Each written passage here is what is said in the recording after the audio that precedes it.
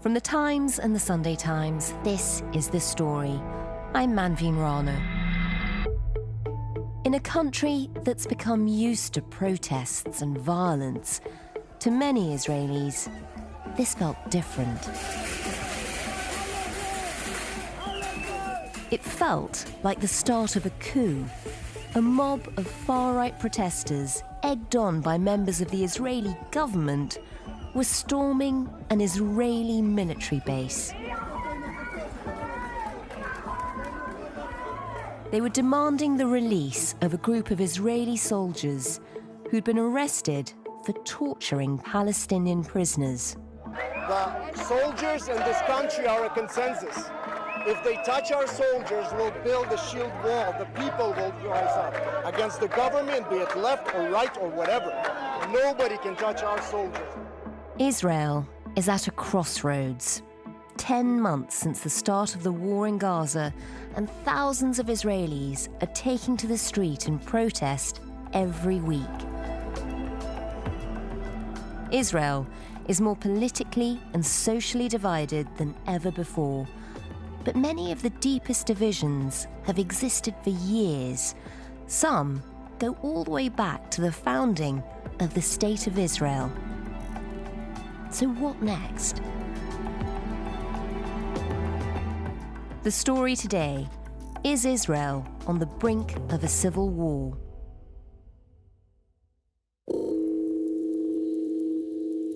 My name is Dahlia Scheindlin.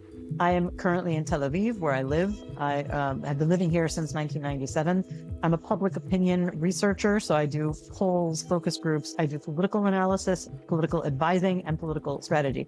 And I'm a columnist at Haaretz newspaper in English. I'm also the author of a fairly new book called The Crooked Timber of Democracy in Israel, which was published in September, just a few weeks before the war began. Wow, what timing. Dahlia, you've lived in Israel for more than 20 years. How bad is this current crisis in Israeli politics? I mean, does this sort of feel like it's at breaking point? It's very bad. It's the worst I've ever experienced, and I think it's probably the worst in Israel's history because it has to do with the very foundations and the constitutional order of the state. But I think that what we're seeing is basically a breakdown of the social contract among the different layers of authority in Israel, within the governing coalition, between people and government. I think it's becoming increasingly chaotic. The public is starting to question who's actually in control, what are the lines of authority. And you have certain groups, even if they're small, completely challenging and violating the lines of authority and receiving backing for doing so. It's not a breaking point yet. In other words, it could very easily get there. It could easily be triggered. And nobody knows what would happen if we do get there. I think, let's say in the past, if there were incidents, for example, the assassination of the prime minister in 1995 could have been a breaking point, but it was clear that the institutional stability in Israel was strong enough not to get to some sort of a collapse. Now, I think the danger is that there is an incident. We don't know exactly whether the institutional basis of the country is strong enough to withstand. Well, Dahlia, we'll come to that in just a moment. Before we do, from ordinary conversations you're having every day, from what people around you are saying, has there been a moment that's made you think civil war could be coming to your country? We've been having those conversations since 2023, since well before this war. I think I actually wrote an article about it, but I remember imagining how easily this could turn into a situation of something like civil war. For civil war to happen, there need to be other conditions in place beyond just deep fundamental and ideological divisions. For example, things like people have to have access to arms if we're going to talk about this actually being a war. Otherwise, it just sounds alarmist and it becomes a kind of metaphor, civil war as a matter of social disagreement. But if you mean actual civil war, that happens when different groups who hold those fundamentally, zero-sum visions of society have access to arms. And what I'm worried about is that since the war began, there has been a situation where the Minister of National Security has developed a policy of actually encouraging citizens to take up arms who have, really rushed to try to arm themselves. Israeli National Security Minister Itamar Ben-Gvir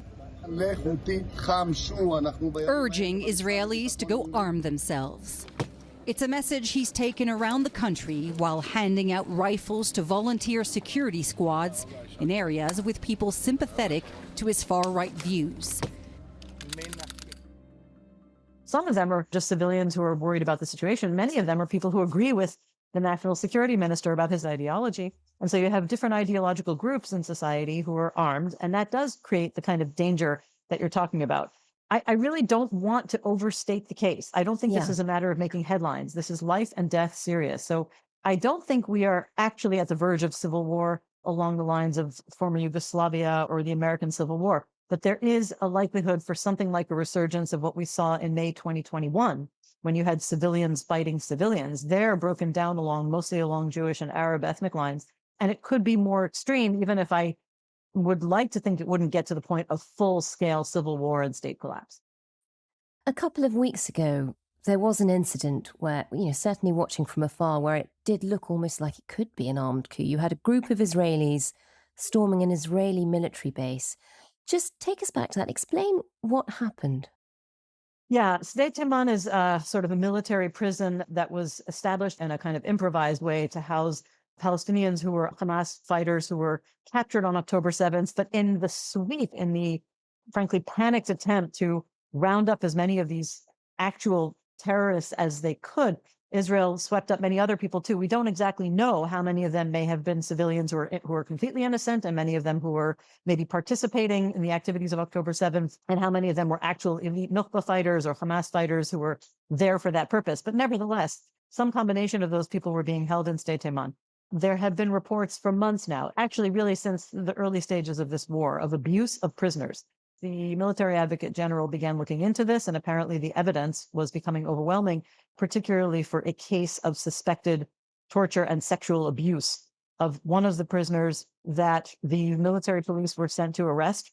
However, word of this process got out, and right-wing activists who think that nobody should be restrained in their treatment of the people who were being held decided to go and try to harass the military police who were in the process of arresting the suspects. And that protest turned into something like a riot.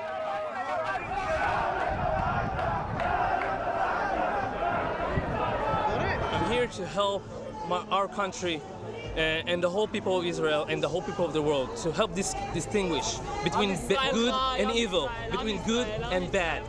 When you have monsters like that who raped, killed, burned, and looted, murdered thousands of people, and should have been killed on the spot at that day, and right now you're starting to interrogate soldiers in the middle of a war, that's wrong. Members of Knesset and even ministers from the governing coalition were supporting them, urging them on, some even participating, showing up at the base.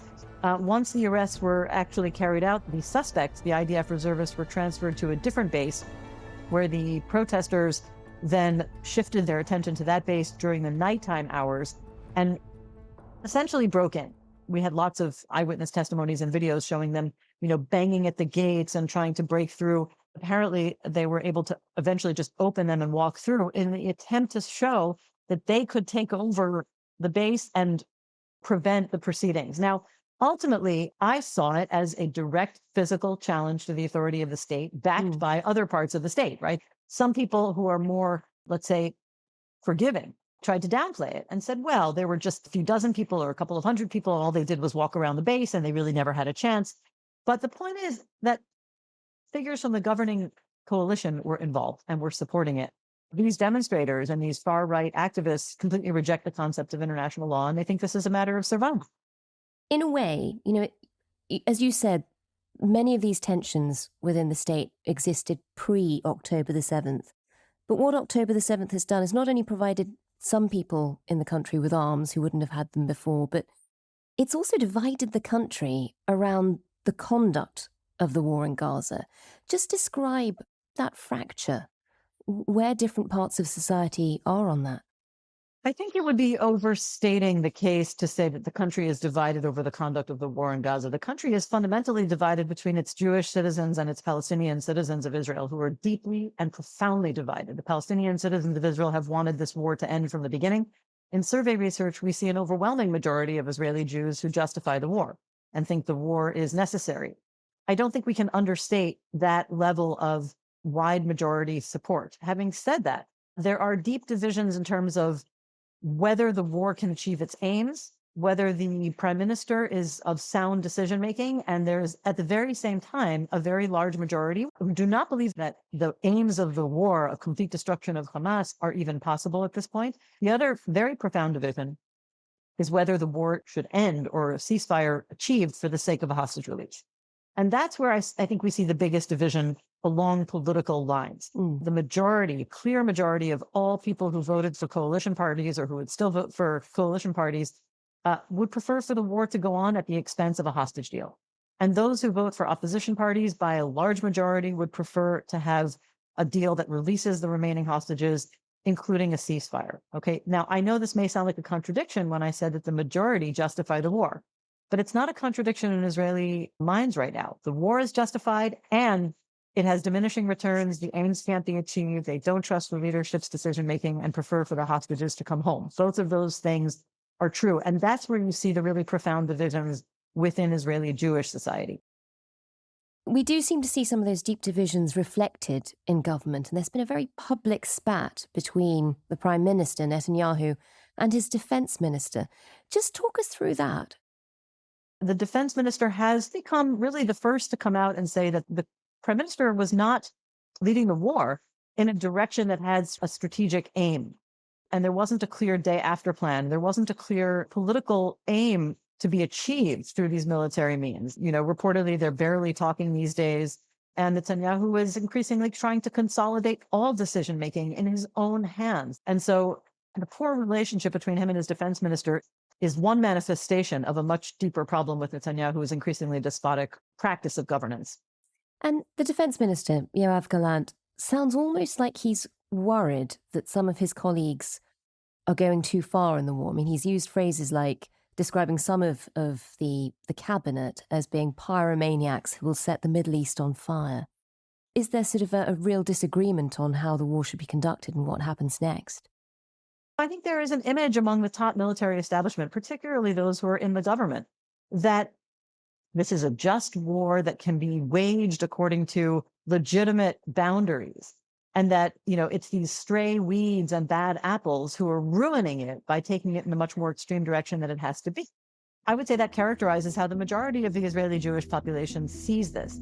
I personally think that's a mistake. I think it's naive and I think it's misleading. The Likud, for a long time, Netanyahu's governing party, has become indistinguishable from the ultra-nationalist parties in the coalition. And Netanyahu himself has had too much of a direct role in encouraging, promoting, tolerating, and ultimately enabling these very, very wild extremists. I mean, he is responsible for inserting them into Israeli politics.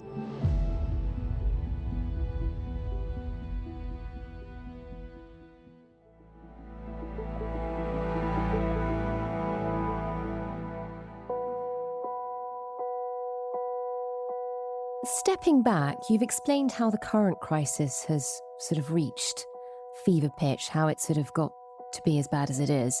But stepping back, as you say, many of these tensions go back to the foundation of Israel, really. Just take us back to that moment and explain what are the contradictions in the founding of the state that are still playing out now?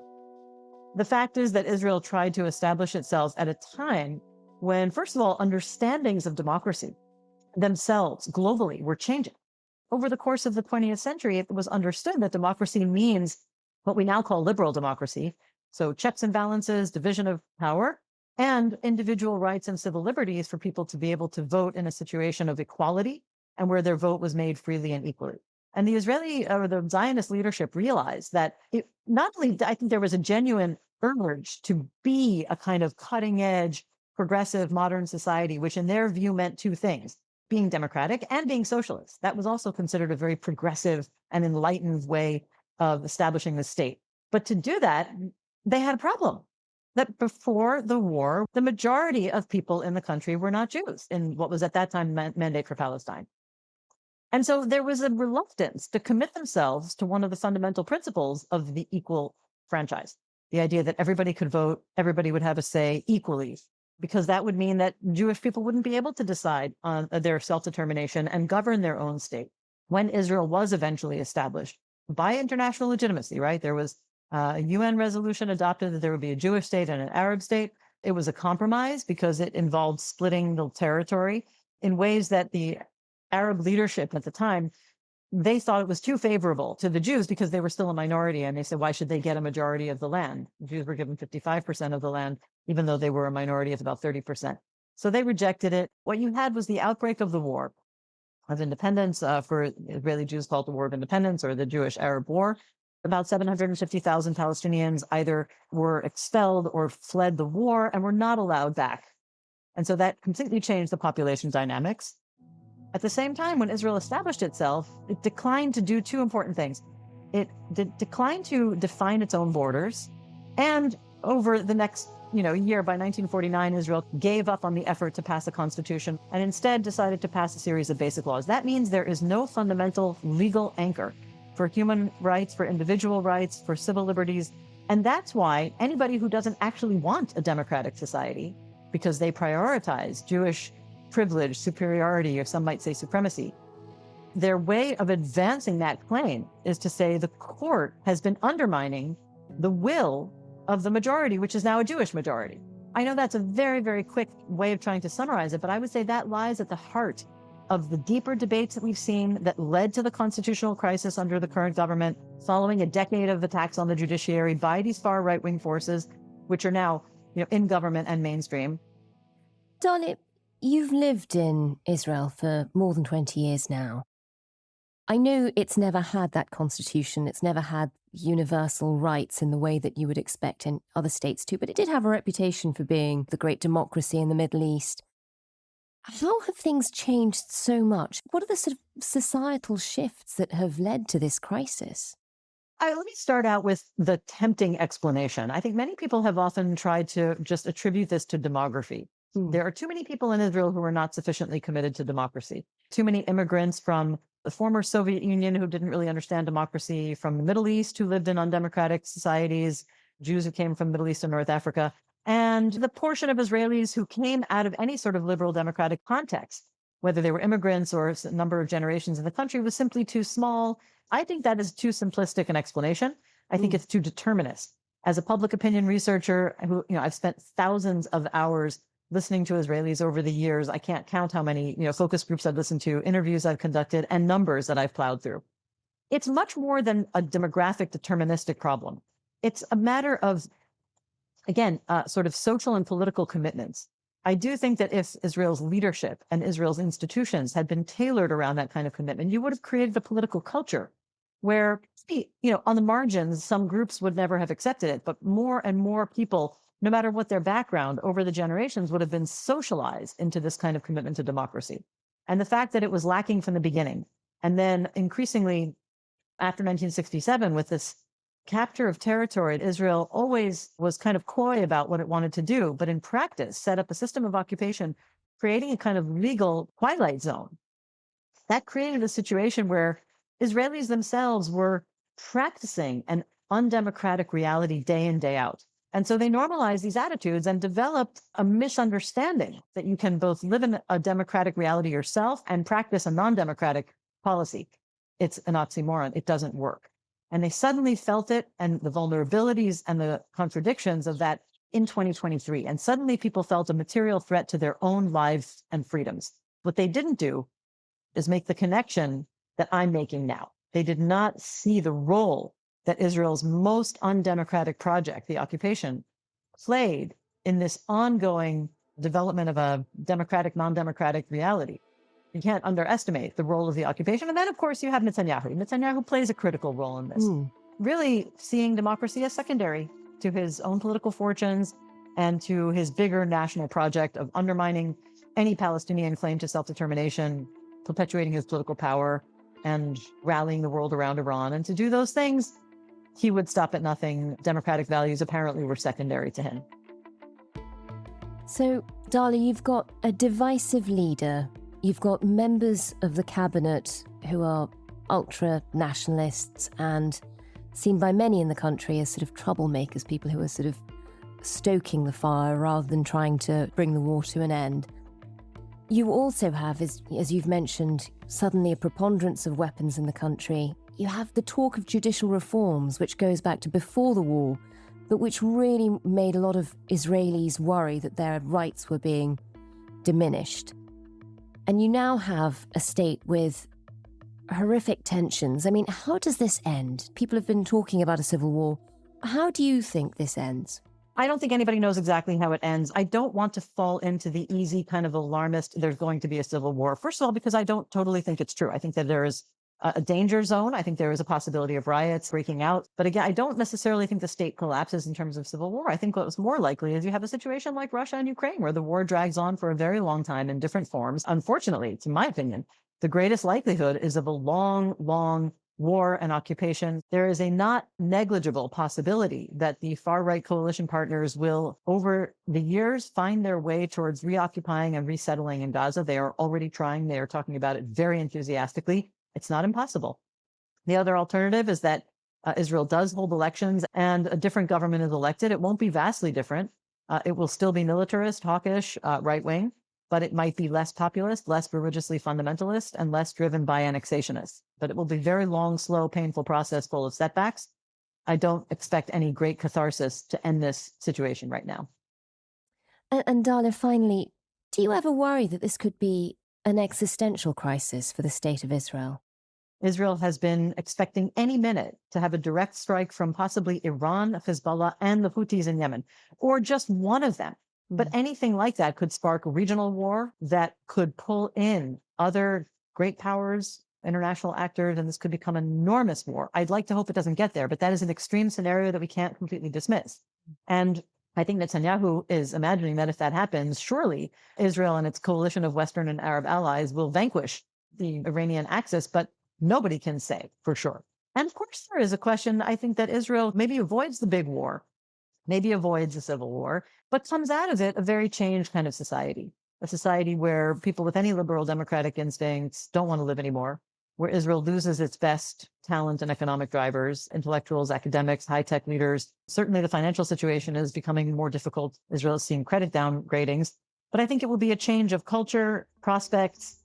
The kinds of things going on in this war will create trauma at so many levels, both in terms of people who have suffered injury, death, and loss, and people who have committed the kinds of atrocities that are committed in wartime in general, and in, the extent and the volume of death and destruction that this war is doing to Gaza. This is not just the war doing it, it's people doing it. It's people participating in it. And they will be going through very, very difficult emotional and psychological situations for the rest of their lives, their families, their circles, their friends. We still have over 100,000 people displaced. This anguish over the hostages who are still being held hostage. These are going to leave their marks in so many ways that we were going to be a changed society in the coming years. And we will not really know the full extent of it until years go by, but it won't be good.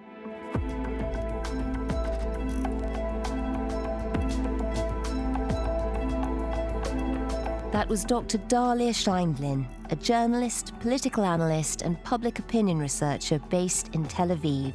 And she's also the author of The Crooked Timber of Democracy in Israel. The producer today was Chris Wade. The executive producer was Fiona Leach. Sound design was by John Scott, and original music was by Mau Lassetto. We do read every email we're sent, so if you have any feedback on this episode or any others, do send it to us at thestory@thetimes.com. Thanks for listening. See you soon.